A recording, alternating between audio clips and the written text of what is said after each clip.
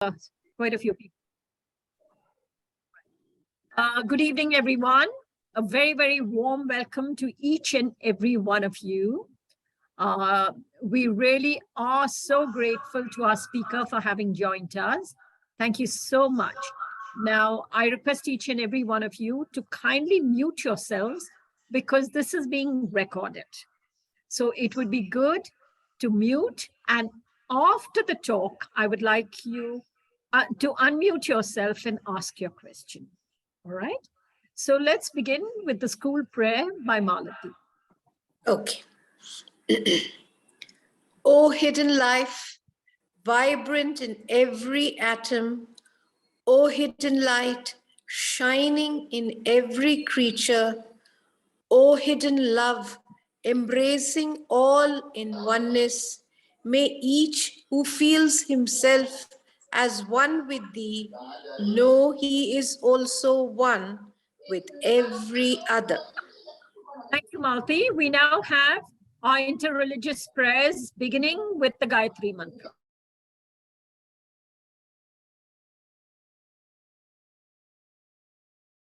Saviturvarenyam Bhargo Devasya Dhimahi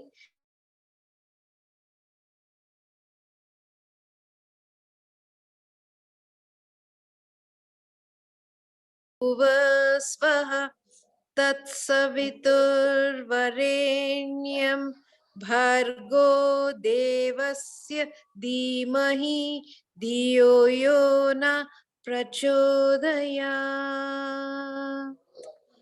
Om Bhurбhuva Svaha Tat Saviturvarenyam Bhargo Devasya Dhimahi Dhiyo Yona Prachodaya.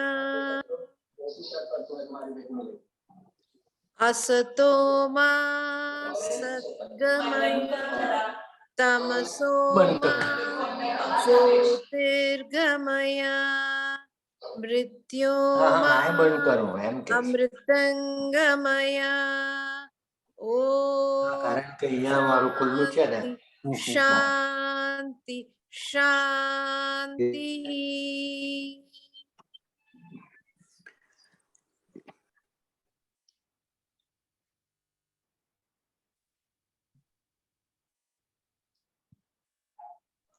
Sajani ma'am, you're on mute. We now have Freni with the Zoroastrian prayer.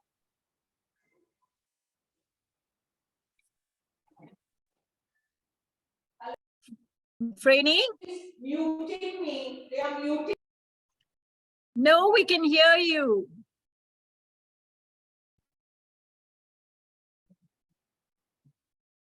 Freni? Okay. Gulu? Yeah. The Sikh prayer, please, while Freni gets ready. Okay. Ikwankar Satnam Karta Purkh Nirbhav Nirvair Akal Murat Joni Saiban Gur Prasad Jap Ad Sach Jugad Sach Hai bhi Sach Nanak ho se bhi Sach. सोचे सोच न हो वही जे सोचे लखवार चुप चुप न हो वही जे लाए रहा लिमतार बुखिया बुख न उतरी जे बन्ना पुरिया भार सहस्यारा पालक हो वही त एक न चले नाल किव सचियारा हो ये किव कूरे टूटे पाल हुक्म रजाई चल रहा नानक लिखिया नाल। वाहिगुरु जी दा खालसा वाहिगुरु जी दी फतेह। Thank you, Gulu. We now have the Zoroastrian prayer by Freni. Are you ready, Freni? Yes. We can hear you. You can hear. I'll say my prayer. Shri Pak Dadar Aura Mazdani Madad Hojoji. Gorje Kore Avajiad, Pak of Shunya Shahe Faredun, Wapak Beram Yazet Panabad, Ham Jartush Ti Madadgar, Ham Papi Negedar, of Shunya Shahe Faredun, Wapak Beram Yazet Panabad.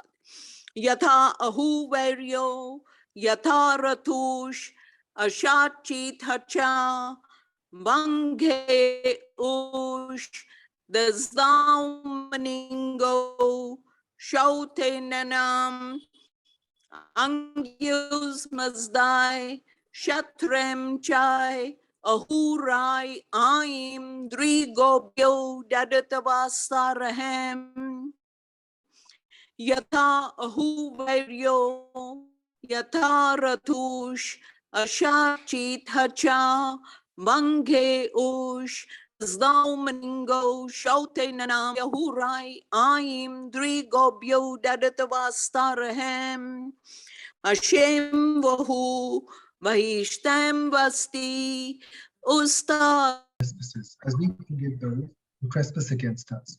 Lead us not into temptation, but deliver us from evil. For thine is the kingdom, the power and the glory, forever and ever. Amen. Thank you. Do we have anyone who would like to chant the Islamic prayer? Jasmine? Okay. I don't think she's joined. Right. So with this, we will now go on to the introduction of the speaker, Mr. Janaki Ram.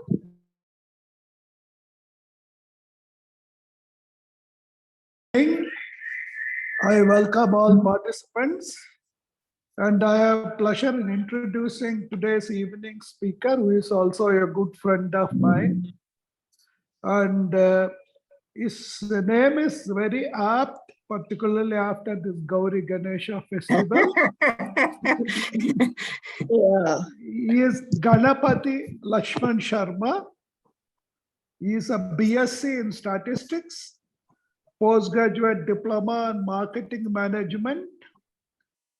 He is also a PG diploma and training from IST, the Indian Society for Training and Development. He has also completed masters in yoga and health management. He has 3 decades of experience in sales and marketing. He has worked in many different companies like Nestle, MP State Oilseed Growers Federation, ESOP Systems from USA, CMS Business School, and then 10 years with the Jain University and 5 years at IIM Indore. He is a multicultural, multilingual person and has traveled across 20 countries. He is presently manager marketing at IIM Business School, heading career development services for the MBA students. He has also authored 2 books. One of them he presented, in fact, he used to be a visitor. I mean, he used to be attendee at the Rest House Road also, and made a presentation on Life is Balanced, Living is Not, which was his first book. And this evening, we have the pleasure to listen to him on his second book, Family Quotient and Leadership. So I welcome Ganapathy Lakshman Sharma and then hand over to Sajani. Thank you so much, Mr. Janaki Ram. And now we have our speaker, as Janaki Ram said, Ganapathy during the Ganapathy festival. So it's over to you, Mr. Ganapathy Sharma. And a very, very happy Ganesha to everybody. Yeah, thank you. Thank you so much, Sajani. Thanks, Janaki. Thanks, Swati. In fact, it has been a great opportunity for me to, connect back, and share a talk. I have come to your both the campus, city campus, as well as your new airport campus. You have given me the sharing rights. Is it visible to the participants? Yes, it is. Yes, it's visible. Oh, okay, fine. Thank you. And my voice is also fine. No adjustments required? All fine. Okay, thanks. Good to go.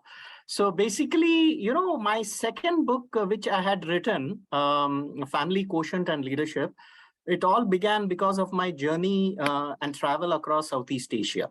I used to go regularly every year to Bangkok, that is Thailand, Malaysia, Singapore, for my research and my travel with the students to give them an opportunity to learn. And over the years, when you keep visiting a country, a same place again and again, see the culture, see what's going around, what's the development and what's happening around, I realized that there was a lot of disintegration, around 2004 onwards, in the family system, in all these countries, especially Thailand. So since I have been a teacher and a researcher, my curiosity around this, why it's happening and would these be happening into the country in India also, led to these research, and I started penning my thoughts. That's when I wrote this book. This was released in 2017 when I was working with IIM Indore. This is a copy of the book. So basically, I penned down my thoughts, and when I thought of writing, to asking someone to write,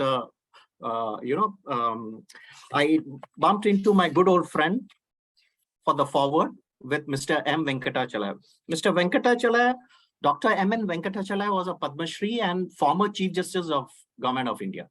So he went through the book and he said, hey, Lakshman, if I like the book, I will write, otherwise I will give it back. So he went through it, he found it exciting, and then he said, yeah, this book is really good and I want you to promote it because it will impact the society.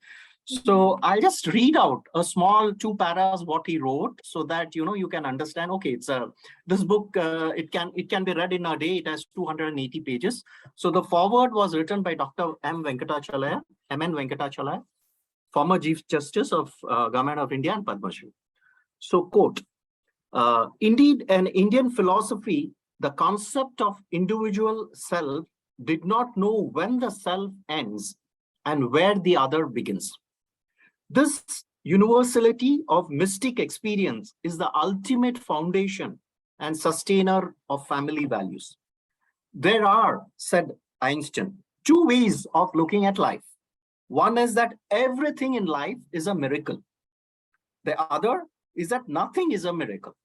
The world does not suffer for want of wonderment, said Chesterton, but suffers for want of wonder. The family, its shared joys and values, is indeed a civilizational wonder, which Ganapathy Lakshman Sharma has brought out in this book. But we just walk by without wonderment. Those great values and skills have suffered because Homo sapiens has taken the family quotient matrix for granted.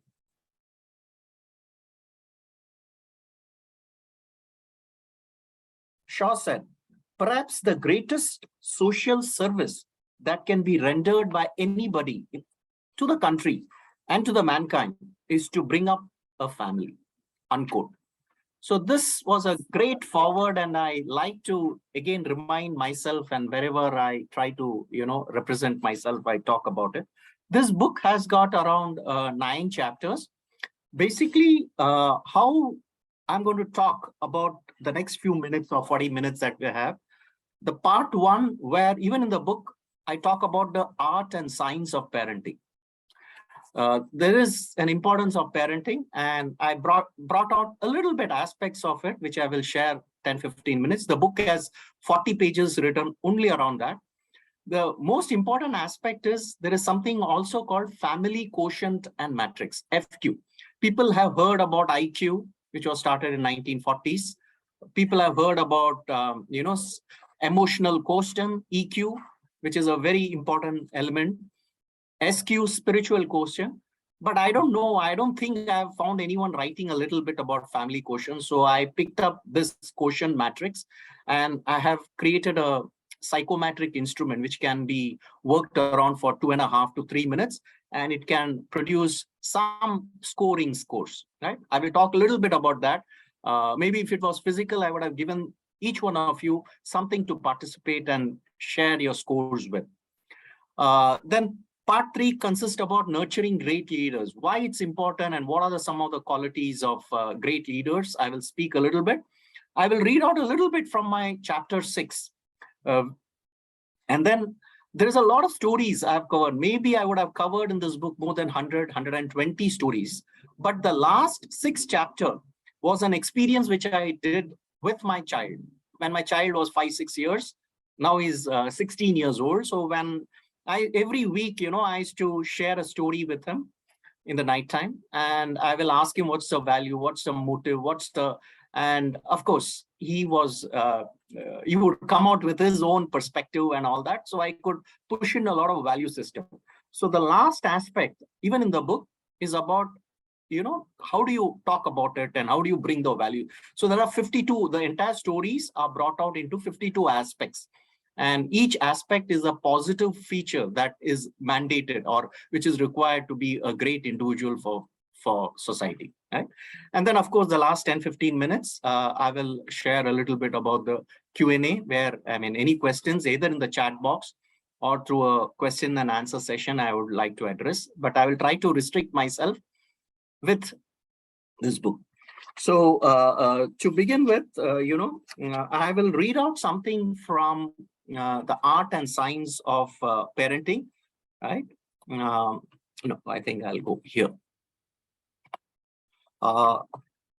It's in page 16 that, I say that, why and how important it is for children and parents to be on the same page. So chapter 60, page 16 rather, it begins with, it is proven that children are not formless lumps of hot metal waiting to be shaped.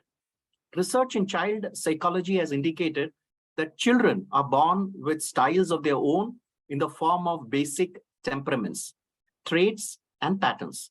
As parents may know from their experience, infants and children differ greatly in this aspect. Many children are cheerful, and most of the time. Some others seems to be fuzzy and difficult to handle.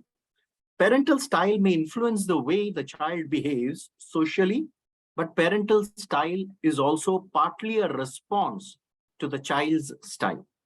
You not only learn to confront and criticize, but also get confronted and criticized by your children in return. Everyone would feel this, only our child criticizes. Maybe even in office, people respect us, but they don't criticize us or, confront us, Parenting is about giving away some part of you, the old self or the old way of thinking or well-established patterns of behaviors, personality traits, and lifestyles. In fact, parenting provides us the greatest opportunity to change, to grow and develop, and grow our spirit and travel far on the journey of life. Survival requires change. If humans resist change, nature will create circumstances and force us to change. Changing with openness is a journey towards maturity. This was some aspect of the importance. That's where I started. And somewhere in page 18, I have said, parenting is not a part-time job. It's a full-time duty with a lot of responsibility and commitment. Life is a journey, not a destination, and it does not come with an instruction manual. At every turn and bends of the journey, we do not receive further instructions on where to go and what to do. We need to give our full attention to every small and big transaction happening to our life. These transactions would lead us to the next big thing. People would have heard of real life stories of rags to riches.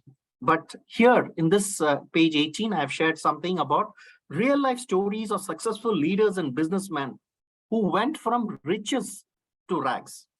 These leaders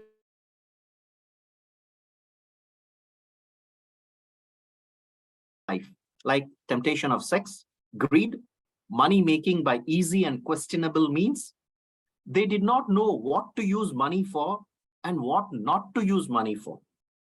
Unable to manage these destructive habits drove these leaders and successful businessmen finally to failures, ruin, evil, and death. Most of the signs clearly point to the quality of parenting. They failed to be centered in spiritual values and righteousness. Charles Schwab, president of the largest steel company in US, died bankrupt. President of the largest utility company, Samuel Insull, died penniless. President of the largest gas company, Howard Hobson, became insane. And the great inventor, Kodak, committed suicide. In most of my research cases, these successful individuals, riches to rags stories, it is observed. These adults may not have dropped their childish perspective during growing up. A person with childish perspective acts from ignorance. Whereas when you compare adult mature perspective, the contrast is significant. For example, in a childish behavior, we say the child acts on the concept of immediate gratification. When he wants an ice cream, he will say, no, Papa, I want an ice cream. And he won't, right? So that's the childish behavior. Whereas a matured adult works on delayed gratification. A childish behavior, he takes credit for everything. He'll say, I did it. Right? Whereas adult behavior, he shares the credit with others. A childish behavior gives vent to his emotions. He doesn't have his emotions under his control. It could be anger, it could be his temperament, it could be greed, it could be anything. Whereas a mature adult works on his emotional swings. A child won't take a blame and he doesn't assume responsibilities. Whereas a mature adult takes blames and takes on responsibility. A child works on impulse while making a decision. Whereas an adult anticipates, works on all the consequences.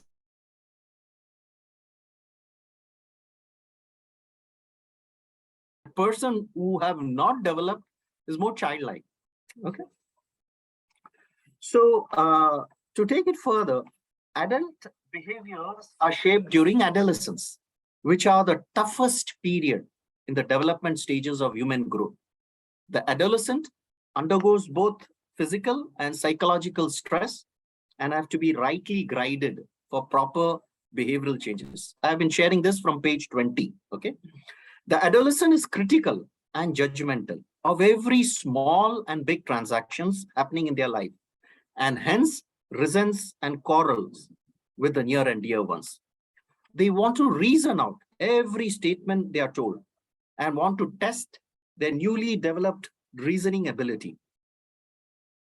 They wanted to be treated like an adult. During adolescent period, the individual strives for self-identity and recognition. The adolescent wants to be consulted and their decision included and honored within the family. Neglect, partiality, inconsistency, ridicule, unfair criticism make the adolescent develop feelings of insecurity and inferiority. He or she develops into a less stable and an immature person.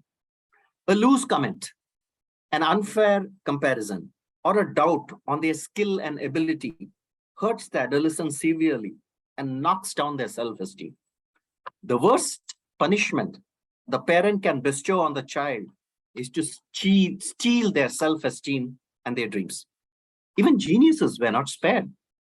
Geniuses like Charles Darwin, Isaac Newton, Albert Einstein, Thomas Edison, Beethoven, Louis May Alcott, Enrico Crusoe, and Rodin had to endure this comments from their parents and near ones.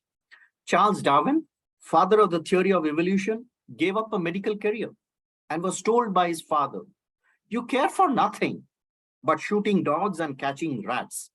In his autobiography, Darwin wrote, "I was considered by all, my masters and by my father, a very ordinary boy, rather below the common standards in intellect."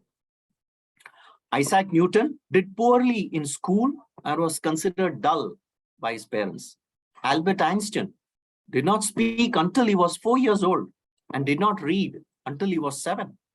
His teachers and parents described him as mentally slow, unsociable, and forever adrift in his foolish dreams.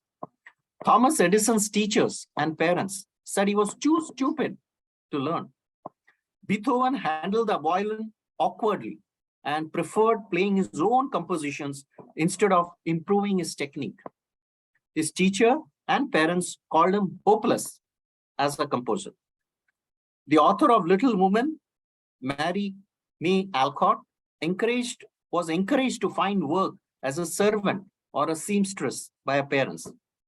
The parents of the famous opera singer Enrico Caruso discouraged his singing and wanted him to be an engineer. His teacher said he had no voice and all he could do was not sing. The sculptor Rodin's father said, "I have an idiot for a son." Described as a worst pupil in the school, Rodin failed 3 times to secure admission to the art school. His uncle called him uneducatable. Now imagine the countless children whose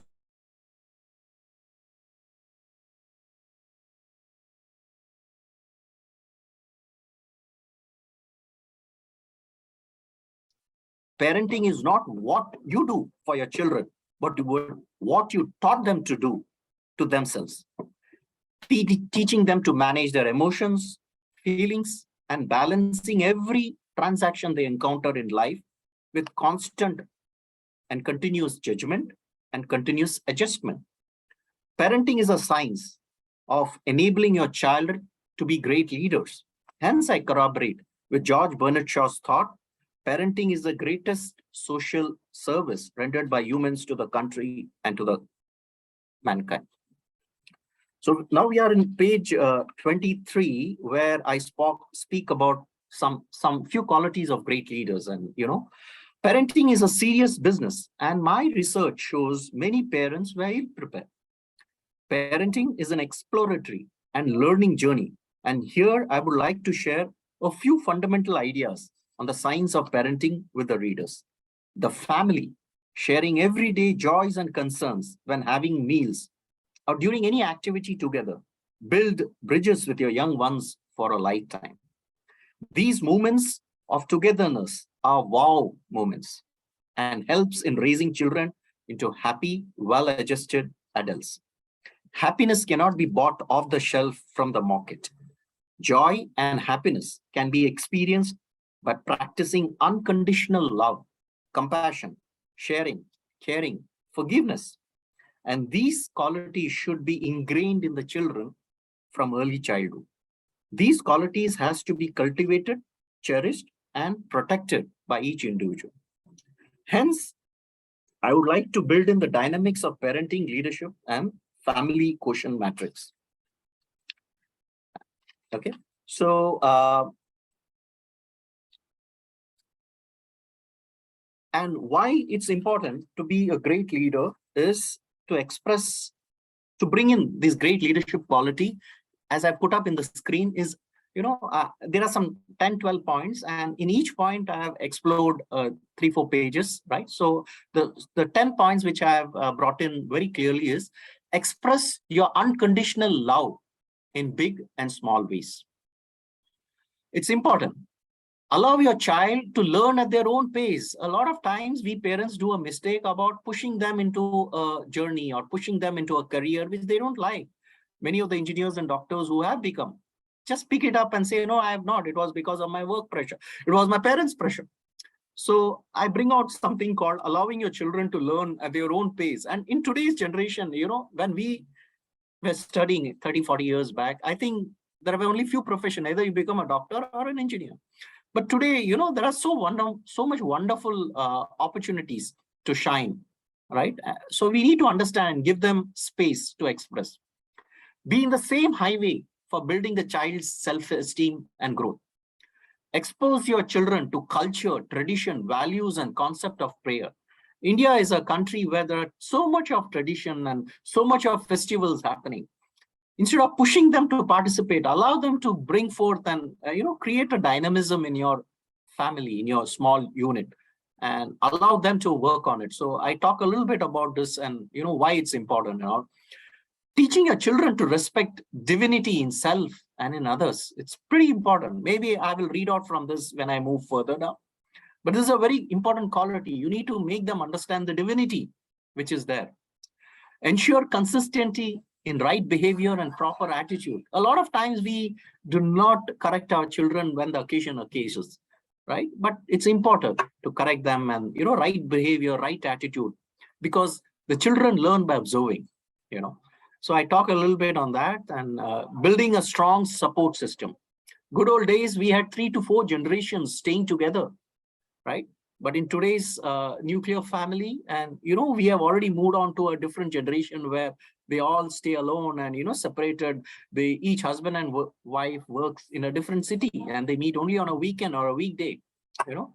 So who is there to support and create a support system? So I talk a little bit about the support system, which I observed is cracking down in India. Induce a sense of accountability and responsibility.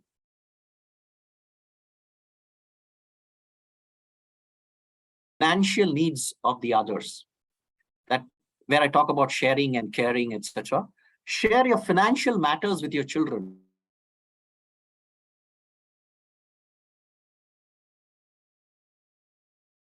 Financial matters. A child is very smart. He learns and understands. He can accommodate, and right. But as a parent, you need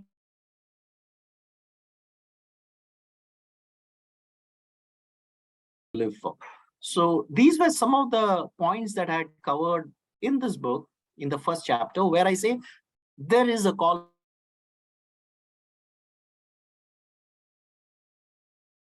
I won't talk about all of this point. I will talk about, because there is a lot to cover. I will just talk about teaching.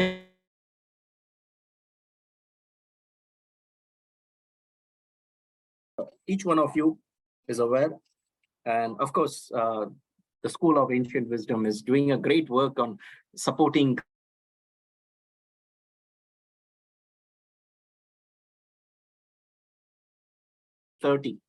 Right? Ramakrishna Paramhamsa used to say, each life spark is potentially divine.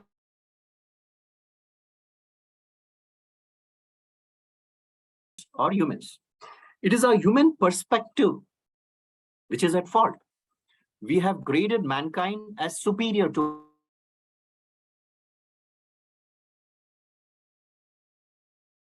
As parents, it is our duty to teach our children to root out the distinction of sex, not to differentiate between men and women.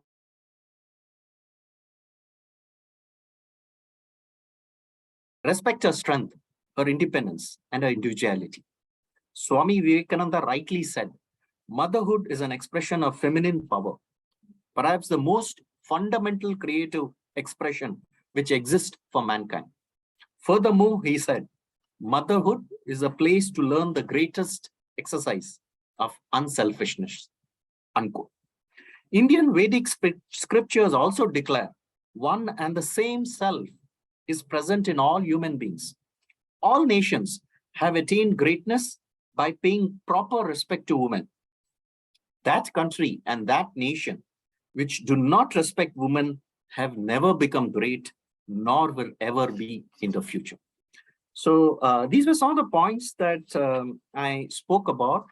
I would quickly move on to the next one, where in the first chapter itself, I have been talking a little bit about FQ, family quotient, and this FQ is a psychometric instrument. Normally, psychometric instruments are few questions that are put together. There is a score that is happening. Sometimes there is a reverse scoring which happens. And in this instrument, I make both the parents, and parents here, I mean both mother and father, to fill in these questions together, and then the child. So using both the scores of the parent as well as the child, I have arrived at a FQ, family quotient. It has been tested, but it has been tested with around 1,000 plus families, right? I still need to go further and build it to a bigger population. But yes, from the test scores and everything, I have arrived at a conclusion. And, I feel some of the qualities or the impact of this, you get your scores. You can get maximum 120 scores, right? But then somewhere the scores fall between 60 to 120. So we have arrived at what is the score when it is 60 or less than 60, less than 80 and less around 100, right? So the family, as shared in the screen, the family quotient matrix can provide an insight to the family members on areas of improvement, transmuting uncomely egoism into consideration for others, a quality possessed by all great leaders. Balancing aggressiveness, leading with also yielding and following, to be more idealistic in thoughts, words, and action towards family, society, country, and the world. So this quotient, the conclusions in this, I have ended with one of the quotes of Khalil Gibran. He's a great prophet, and I will quote from here, quote, "Your children are not your children. They are the sons and daughters of life's longing for itself. They come through you, but not from you. And the thought that they are with you, yet, and though they are with you, they do not belong to you. You may give them your love, but not your thoughts, for they have their own thoughts. You may house their bodies, but not their souls, for their souls dwell in the house of tomorrow, which you cannot visit, or not even in your own dreams. You may strive to like them, but seek not to make them like you. For life goes not backward, but and not tarries with yesterday. You are the bow from which your children, as living arrows, are sent forth. The archer sees the mark upon the path of the infinite, and he bends you with his might, that his arrows may go swift and far. Let your bending be in the archer's hands for gladness. For even as he loves your arrow that flies, so he loves also the bow that is stable." Unquote. A beautiful quote. I ended this first chapter with this famous quote of Gibran. And, I would now like to, as I told you, I've spoken about great leaders, and the next 6 to 8 chapters, I have devoted each of the chapter of 40-50 pages to the things that you see on the screen. Great leaders have mastered living skills. So in chapter 3 or 2, I have said a lot about what are the living skills that we need to work on. Number 2, great leaders unfold their potential and work on their purpose. The next chapter covers great leaders induce the spirit of inquiry, induce the spirit of awareness. Great leaders work on their habits to change what they are seeking. Great leaders are fully in present moment now. So I will speak a little bit from that chapter and read out from that chapter so that we are in the same book. The next chapter covers great leaders practice cleansing and purification of mind. I talk about what is purification, what is cleansing, how is the process, how do you work on it. The last topic is great leaders challenge the status quo by impartial introspection. And that is where the last chapter, the 9th chapter that I speak about, talks about the introspection, about the 52 qualities that we have and day-to-day incidences that we work on. Those qualities will have some experience that we would have undergone. So it is brought out through a discussion within the family through a story format. I believe, if you look at Christianity, if you look at Bhagavad Gita, if you look at all that, these all scriptures bring in a story and connect the dotted lines. So I have used the same formatting of storytelling and connecting the dotted lines, right? So by for the next 5 to 8 minutes, right, I will move on to this chapter 6, right? This chapter 6 talks about great, as you see in the screen, great leaders are in the present, fully in the present moment.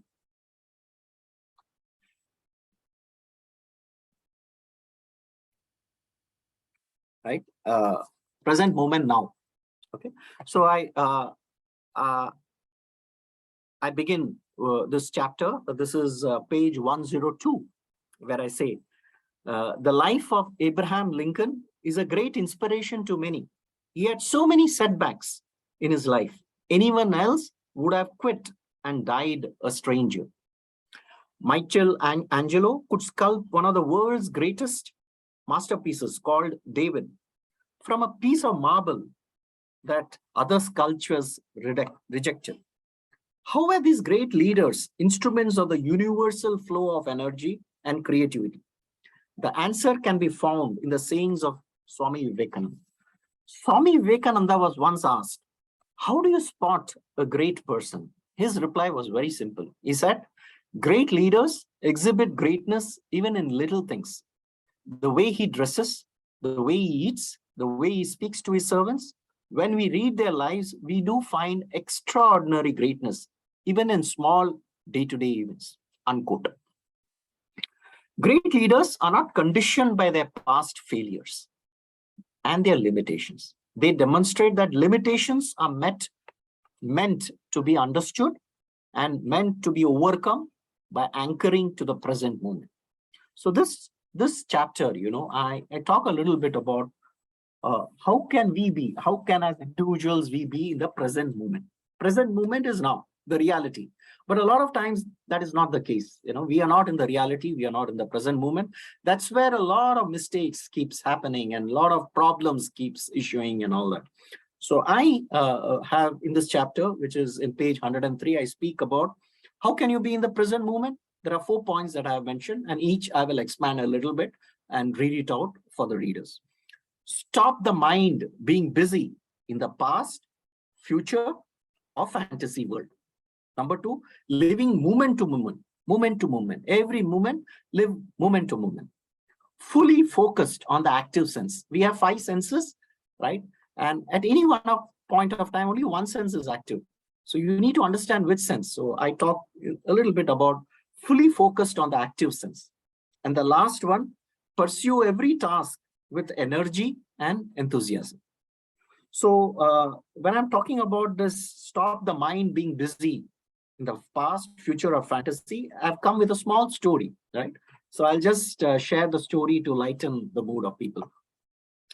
In the deserts of Rajasthan, a caravan with several camels was moving from one place to the other. The caravan stopped at a waterhole for the night. Everybody was relaxing, and an attendant told to the head of the group, "Sir, I have made a great mistake." The master asked, "What happened?" The attendant replied, "I forgot to pick up some of the ropes to tie the camels with." The master reprimanded him for his negligence and then said, "Okay, we shall arrange for new ones tomorrow. But for today, just tie them without ropes." "But sir, how do I tie them without ropes?"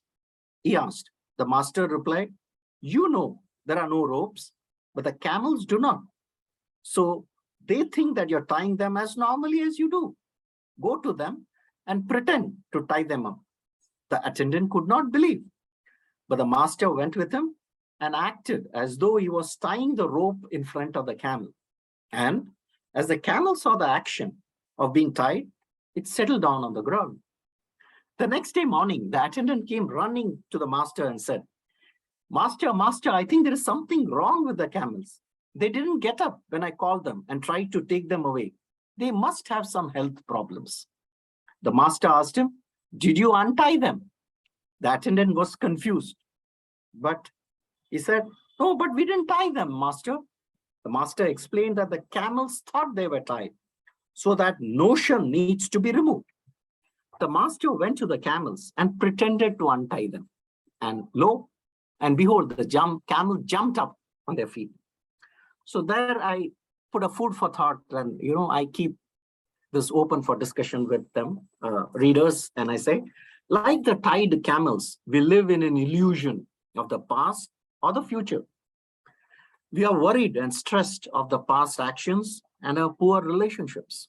We are conquering and comparing our wealth, qualification, status, and position with our known friends, relatives, and siblings. We become so obsessed with our past mistakes or our lost opportunities that we are perpetually unhappy with the present situation.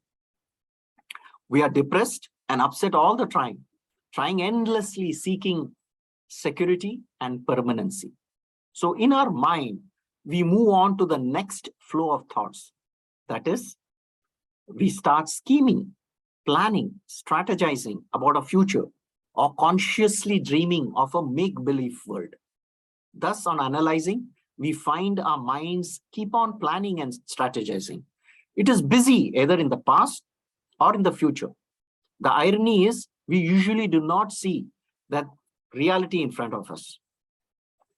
We see life through our thoughts and concepts, and we mistake our mental maps for reality. We are caught up so much in our mental world and engrossed in our activity and pursuit of pleasure and gratification that the present moment flows by unnoticed, untouched, and untasted. The entire contributions of the future depends entirely on how intelligently we manage the present moment. To bring this concept of present moment now, I would like to share another anecdote, right? Alexander the Great Greek emperor, was returning back home after all the conquering the world when he met the Great One in tattered clothes, sleeping on the shores of the Indus River. Out of pity, he got down from his horse and asked the sleeping hermit what he could do for him. The sleeping hermit opened his eyes and replied, "Step a little on the side so that the sun's rays may fall on my body." The watchword of the wise is present moment, now, awareness. So, at every point of time, at some point where I feel that, the reader has to think and reflect, I have added something called pause, reflect, and scribble buttons. And that's where I've given some points for them to ponder on. Like at this, I have given a pause button and I've said, is your mind busy in the past, future, or fantasy world? The same question could be asked now. Are you thinking about the past, thinking about the future, or a fantasy world, or you are now listening to what I'm sharing? That's the present moment. Whereas everything that is happening in our mind could be either in the past or future, right? So that is point one, where I said that, the mind is busy in the past, present, future, or fantasy world. The second point that I say that to be in the present moment is living moment to moment, right? So in this, which is in page 106, I say, Noah Webster spent 36 years working hard for creating the dictionary.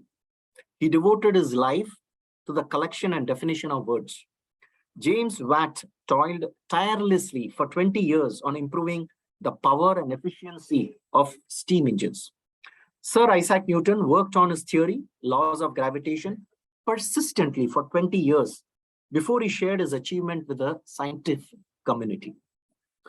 But here I would like to talk about an inspiring story from India.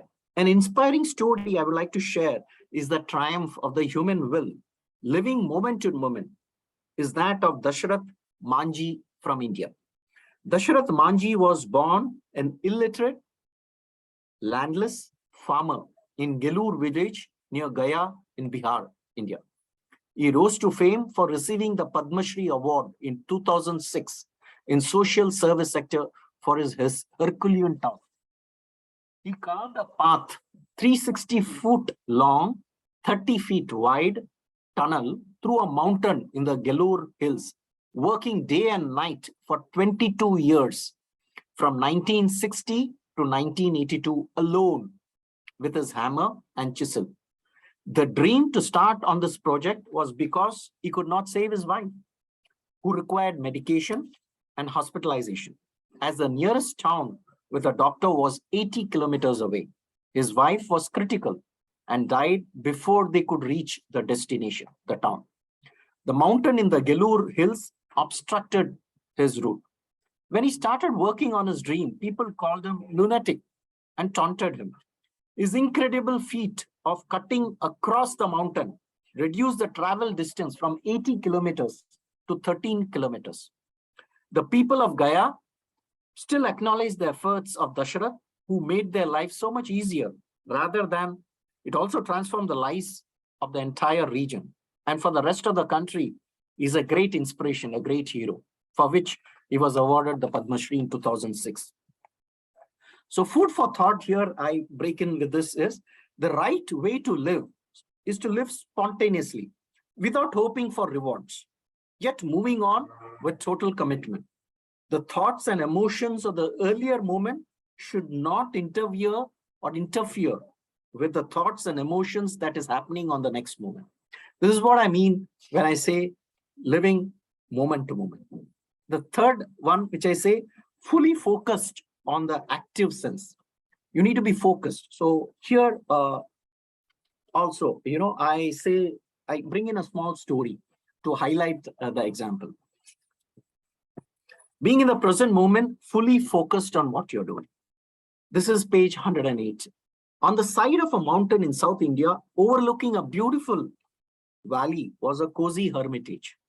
This hermitage was actually a cave carved out of a rocky ledge of the mountain.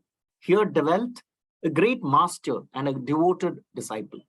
In the wee hours of the morning, while dawn still lingered over the valley, the master would ask the disciple to sit upright in the perfect posture and listen to his teachings falling from the lips of the master. One day, the king came to meet the guru, and as a parting gift gave his pet deer. The deer was the darling of the ashram and the playful companion of the disciple. One day, however, the master noticed that his young disciple was absent-minded and restless. So he gently asked him, "Son, today your mind is not on my words. It seems to be wandering over the hills. Pray tell me, what is the cause of your absent-mindedness?" The disciple respectfully replied, "Honored master, I cannot concentrate on your lessons, for my mind is helplessly thinking about a deer which is grazing down the valley." The guru, instead of scolding the disciple, calmly asked him to retire into the chamber of silence, close the door, and think of nothing but the deer. One day passed, and the next day morning, the master looked through the little window in the silence chamber. The disciple was still concentrating upon the deer. So the master asked, "Son, what are you doing?" The disciple answered, "Sir, I'm grazing with the deer. Shall I come to you?"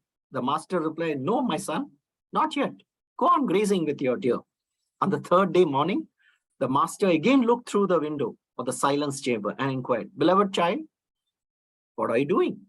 To which the disciple, in the state of ecstasy replied, "Heavenly master, I behold the deer in my room and I'm feeding it. Shall I come to you with the deer?" The master replied, "No, yet, not yet, my son. Go on with the vision of the deer and of feeding." On the fifth day, the master questioned, "Tell me, my son, what are you doing now?" The disciple bellowed in a deer-like voice, "What do you mean? I am not your son. I'm your deer." To this, the master smilingly retorted, "Mr. Deer, you better come out of the room." The disciple would not come out. "How can I get through this narrow door?" he rumbled. "My horns are too big." The master went into the chamber of silence and brought out the erstwhile deer out of his trance. The disciple smiled, walking on all four legs, trying to imitate the object of his concentration. Then the disciple, after a light repast, went to listen to the words of his guru. He was asked many deep spiritual questions, all of which he answered correctly, as never before. At last, the guru remarked, "Now your training has come to an end. Your concentration has reached the perfect state wherein you and your mind can be one with the object of the study. Use this focus in achieving success, whether in business, in the design of new products, or in the search for God." So I break in here with a food for thought, and for the rose flower does not fret that others do not smell its fragrance. It just blooms and spreads its fragrance, irrespective of others' opinion. It is also said in Ayurveda, out of our 5 senses, only one sense is active at a time. Also, they alternate so fast, we cannot as an individual make out the difference which sense is active. So during any activity or thought process, one has to be attuned with that sense or that sense totally to achieve success. Assume you have 5 gallons of petrol and you distribute in 5 cars. It is doubtful whether one can move even in a car a few kilometers. Similar is the case with our body.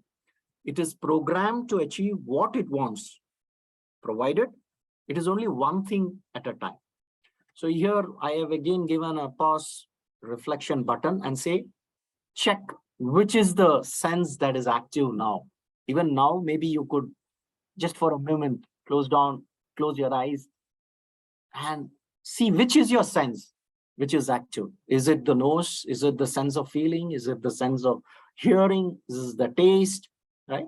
So out of the 5 senses, one of the sense should be active. So you need to focus, you need to get your attention over there, right?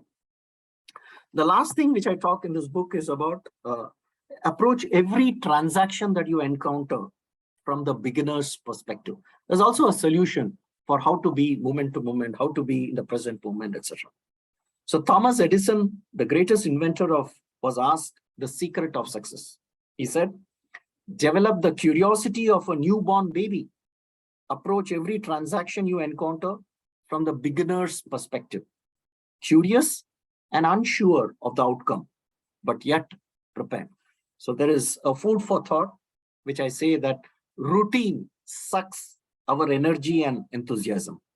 Embrace every transaction with enthusiasm, and that is where the profound learning comes from. Then there would not be a single dull moment. So I again give a pause, a reflect button here, and I say, what is the task that I did not pursue with energy and enthusiasm today? So this is how the last, this chapter 6, I spoke a little bit about. So I'll just see.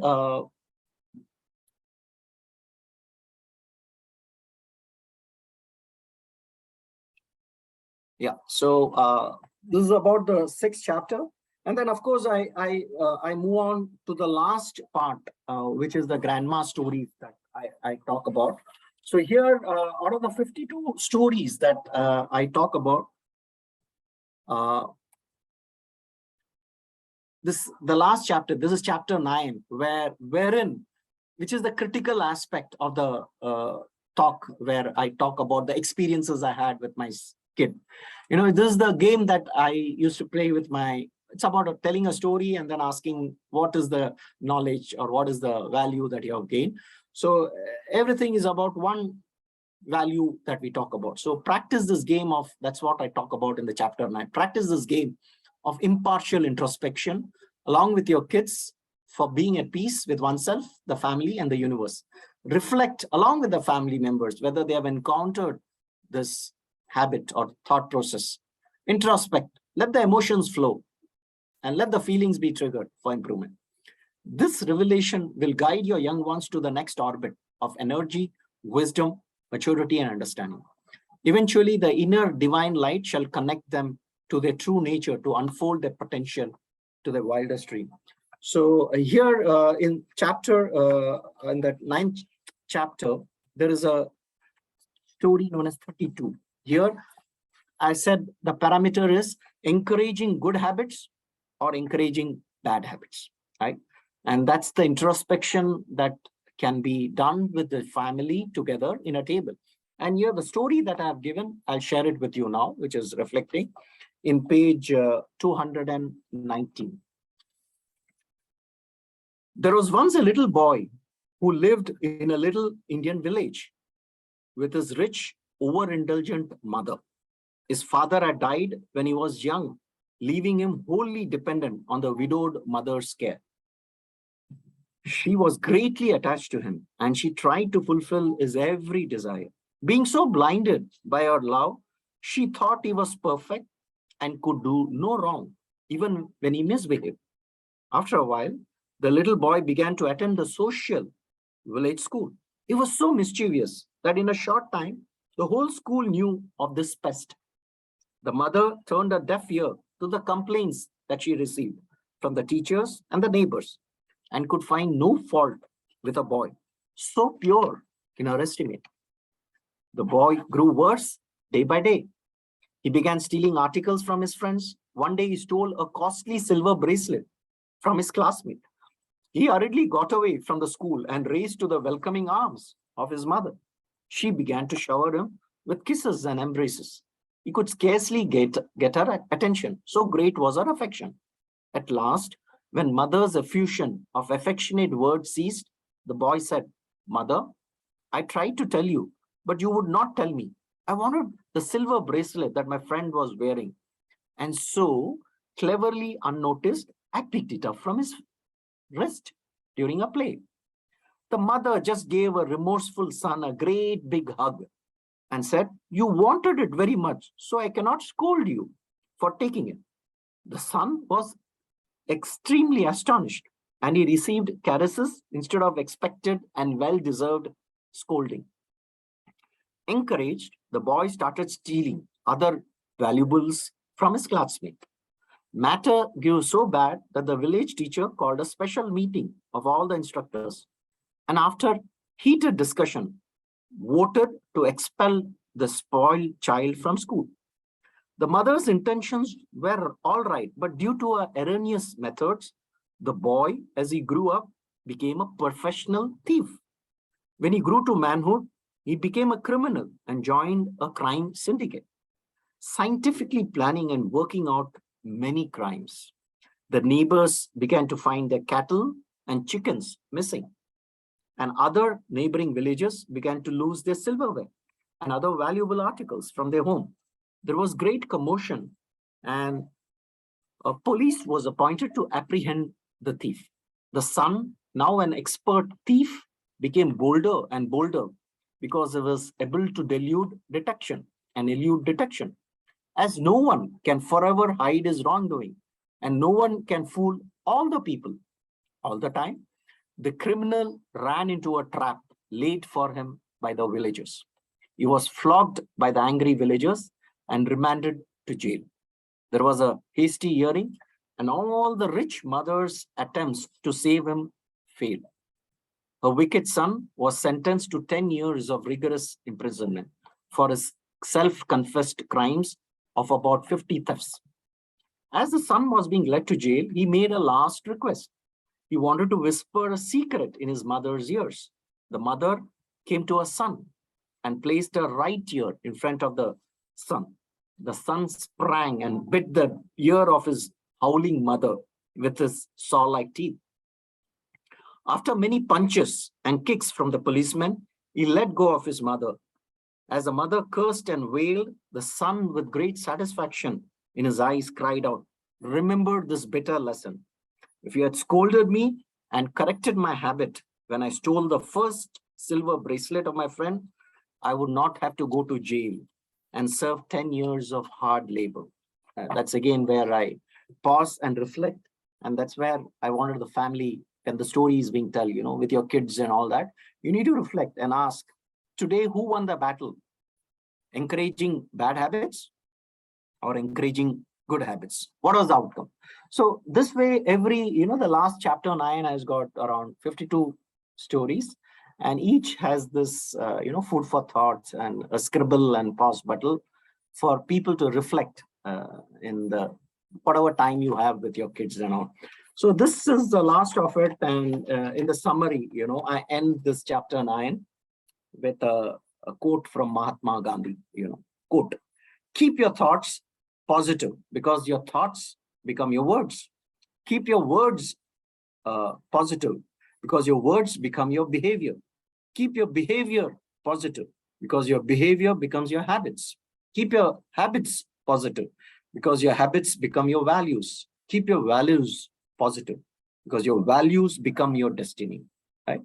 So by narrating these grandma stories and discussing and sharing the experiences in a family, living skills can be imparted, and eternal truths and values can be transferred from one generation to the other. Obviously, parents need to set an example.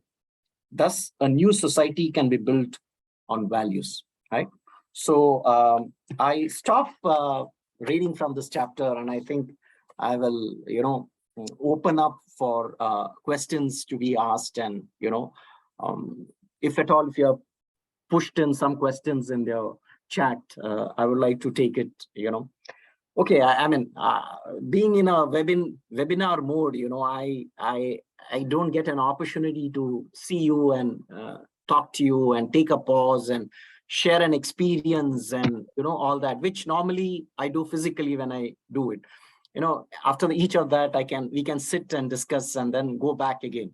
But since in this webinar mode, I don't see the participant, I can only talk. And, so that's the reason I had to rush in with my thoughts and, page to page and all that. But yes, maybe next time when we meet up physically, we can, you please stop sharing so that we'll read out ma'am will read out. Thank you so Okay. much, Mr. Sharma. That was really very interesting. And I'm sure all of us would like to go through your book. We could also have one at the school. Now we will open it up for Q&A. And I request all the participants to kindly unmute themselves and ask their questions. So it's over to the participants. Kindly unmute and ask your questions. Any questions? I have a question, Sajani. Yes, Ramesh, go ahead. Ganapathy ji, namaste. Thank you today for whatever you've discussed. Actually, for me, this is an area of, I have a lot of strong feelings about it, because as per my reading, the best gauge for any civilization, the success of any civilization is how happy its families are, how cohesive its families are.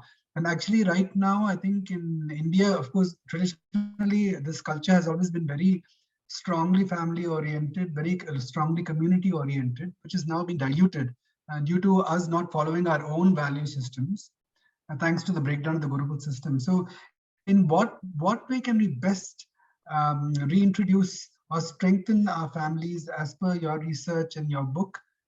In what best way can we really reinfuse these strong value systems, using the latest thought processes and hybridizing it along with our traditional systems?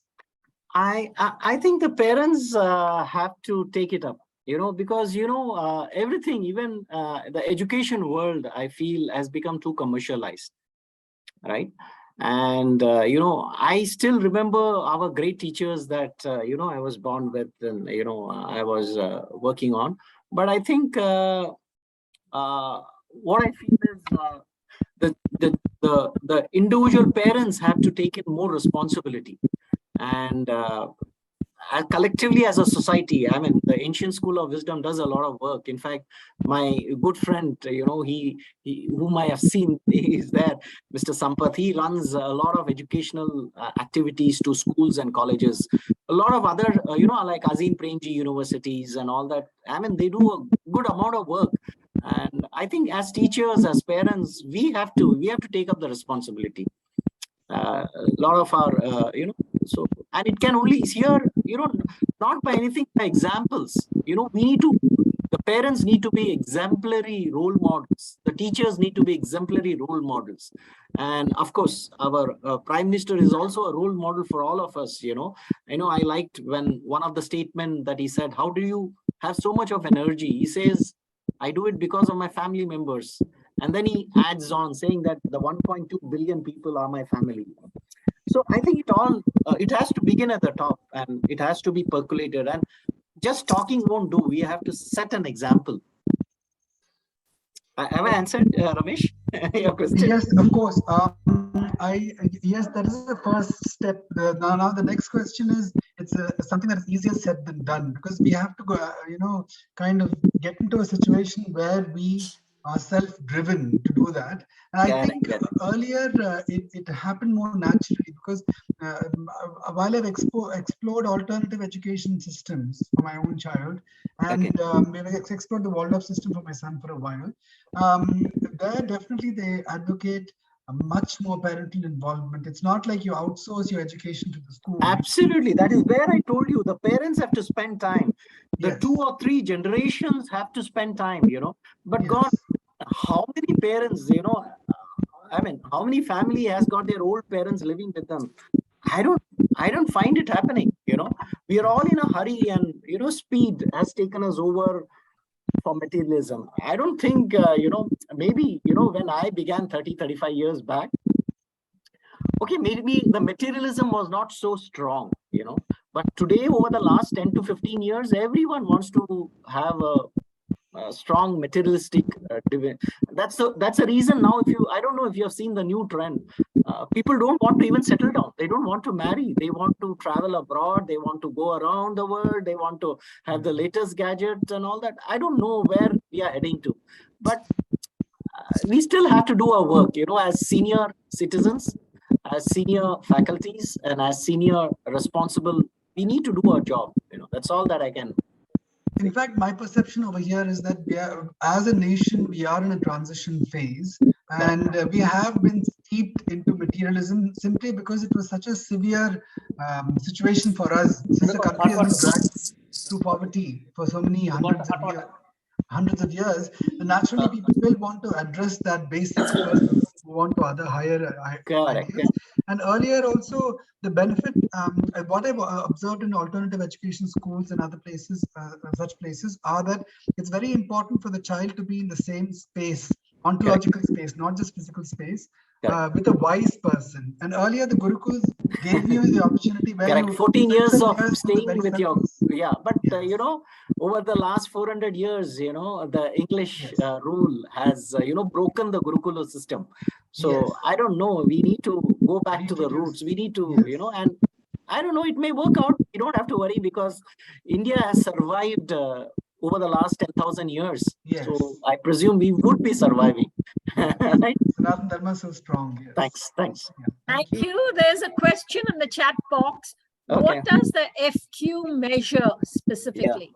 The FQ, family quotient, actually measures how the parent and the son, the parents and the kids are at a same page or no, or whatever it is. And the questions are so much triggered. I think the question was by Sampath, right? So he's an expert. In fact, Sampath, I think you need to come in and share because he's also a great writer and book, and he would definitely, I would ask Swati to bring him and share his thoughts, because he has been doing some wonderful work in the areas of values and systems and all. And we at IIM, we utilize his administration, the psychometric instruments that he's talking about. Definitely, I would, share off with you, Sampath. Sure, Ganapathy, I look forward to it, because I want to know what were the various dimensions that FQ was measuring, and how does it help the FQ? So actually, we will do that. We will do that. I mean, we will definitely work on it. And I would encourage you to also come into one of the sessions to talk to our Satsangis. I've already done that. You have done that, Sampath? Okay. One session. Maybe I'll share that link with you.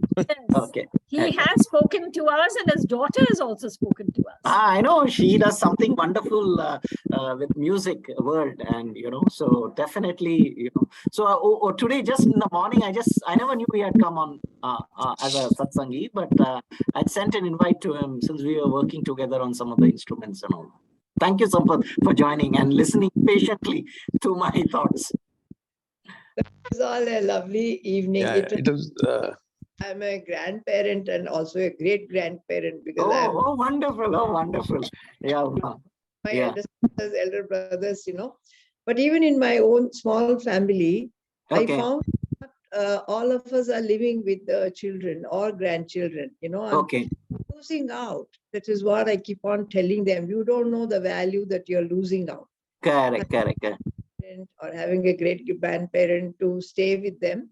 It is such an experience for both sides. I'm not absolutely. I mean, if at all, if there is something wrong with my mother's phone, it's my son who's 16-year-old who works around it, because, even at our age, even though we use technology, we are not so an expert. But within a minute, he goes and repairs and makes whatever mistakes and all that. Because as senior old mother, my mother also forgets sometimes to move out of the mute column and all that thing, So she's every second day, she has some problem with her phone. Right? So yes, and they learn fast, they learn with the kids. I mean, and kids as usual, sometimes they are naughty, sometimes they are lovable, sometimes they are a pest, sometimes, so it's mutual learning that happens. Other problem with the new age kids are they have no time. Parents Correct. have no time. I don't know how they don't find time, you know. Correct. No, the technology has taken over. I don't know, but if you have been reading Bill Gates and others, he always used to insist that we would not allow my children to be with technology for more than half an hour. I mean, even though he built Microsoft and brought in technology to the world, they were very clear. They said not more than half an hour. Whereas today, our kids, spend hours together on tablets and, mobiles and all that. So maybe at some point of time, we need to be harsh with them and say, come on, they have lost the act of playing. Right? They play only in the computer world. Right? So we need to change. When it was now also again, it is like hybrid education system. Correct. And half the time they put it on and they walk here and there and they're not there and they're on, they shut off the video. Even at our level, even at IIMs, we used to face the same issue, right? So once we opened up the campus, they all love to be the campus and, work and study with us as teachers, Can I have a look at any other questions that are contact number? I can share my contact number. In fact, Swati has my number. He can share with you, Ramesh, or I will type here. A group now, so it's good. Yeah, I know those days. Any other questions? When the grandmother used to sit near Tulsi, in the evening, especially telling stories. When we used to eat, everything was mixed up and, it was all out, for all about 10, 15 grandkids, great-grandchildren. The stories that they used to tell us, it's really, even till today, I cannot forget them. The way they used to narrate, and what we had is from Ramakrishna Mission, from Chinmaya Mission, wherever we were exposed to, thank God for our parents and grandparents, we always had Sunday classes. Correct. I know. I myself, I'm from Bombay, so I used to go to Bal Vihar classes and, Ramayan classes, which used to begin in the evening, every day in the evening. So I don't know where those classes have gone. Bal Vihar classes, I don't find them, in Bangalore and all, but I don't know. That's where every Sunday I used to go and, I used to be ingrained very much in the value systems that Ramesh was talking about. And, it was a wonderful world. And I still feel that we who have gone through that system has to revive and bring it to the outside world. That's where Mr. Dr. Venkatachalaya said that no, it's your job and your duty that you should go to schools and colleges and talk about this and all that. So anyhow, I was about to say that all of you have done so much, like now you're busy with IIM campus, but I'm sure you have a lot of students, a lot of youngsters, youth should be activated. Correct. We need to actually activate the youth through one platform or whatever it is and take it to the next level. Because we have seen both the worlds. I've traveled across so much, and in India, I'm not sure Swami Vivekananda also had said that, the future is for India, right? So after 2030s or 2020s, the world, India, everyone would look forward to India to be the beacon for whatever values we could encourage and all that. So I think we are lucky to see all this, and we need to put in our own space. That's what I can think of. Elders, as seniors in the society, absolutely take the responsibility. It's not because whether you're married or not married, or you're a parent or a grandparent. A lot of them don't even want to have a child. What can you do? Correct. Being married, they delay. Then 8 years they delay having a child, then it doesn't happen. Correct. You're right. So there's a lot of things that has to happen. They want to see the world first and then marry and settle down. So, I don't know. There is something, whenever I go abroad, I just wish to come back. I'm tired of all those travel and all that. So I don't know. So is there any more questions, or can we, any other questions? This is a request I had for you to encourage the IIM campus youngsters to, take up a cause. Okay, today I'm going to do this. Today I'm going to read a story. Tomorrow I'm going to do some group activity. Correct. But you know what? I find our children in IIMs, they are under tremendous peer pressure to achieve something. I don't know. I always tell them that, all this achievement, success will happen. Don't worry about, don't have to put so much of a stress. But, they are all under the peer pressure to prove and all that. So maybe in the bargain, as you rightly say, they lose out, so I don't know, but then they would like to experience themselves and experiment. But yes, these kids at IIMs, they are the most, sought after, 1,000 from 3 lakh, 4 lakh come and study with us. So I think it's a privilege for us to be with this, wonderful minds, So as you rightly said, we need to cherish, we need to inculcate, we need to, create an idea and spark and explore this. Actually, now past couple of years, it hasn't happened. Otherwise, I come for IIM run. Oh, yeah, it happened. It happened on Independence Day. In Independence Day, we had a run where all the past employees and past professors and, everyone, students, alums, they just come in. I mean, this campus, in fact, next year, IIM is celebrating 50th year. And it's time that the world sees, and IIM is one of the top 30 B schools in the world.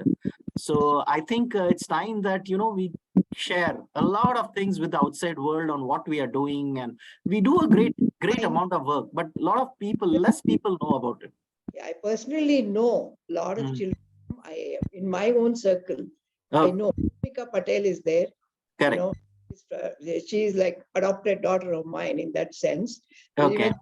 She was with me. So she, apart from her studies, apart from becoming a cybersecurity global, she is now. Correct. It's time. The Thank you.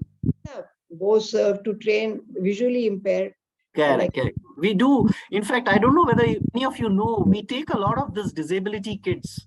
Yes. Right. Okay. They have, there is a quota. I would say that 20 to 30% of the quota comes to the disability kids, Army and Navy's kids who have lost their parents and partially blind and all that. So we encourage them to, maybe they may not be in the top 99 quartile in the CAT scores, right? But there are quotas for filling it, and so that way a lot of diversity, inclusiveness is maintained. If you can see, whether at least the Satsangis, of course, I have visited IIM many times, but I'd like to visit the campus. Not an issue. I will talk to my CEO and see whether one of the days I can invite all of you and get a feel of what we are doing. Maybe I can connect with Janki Ram and then set up a day which is comfortable for all of you. And then I would like to host you at IMB campus. It's a great experience. In fact, I feel that, it's 100 acres of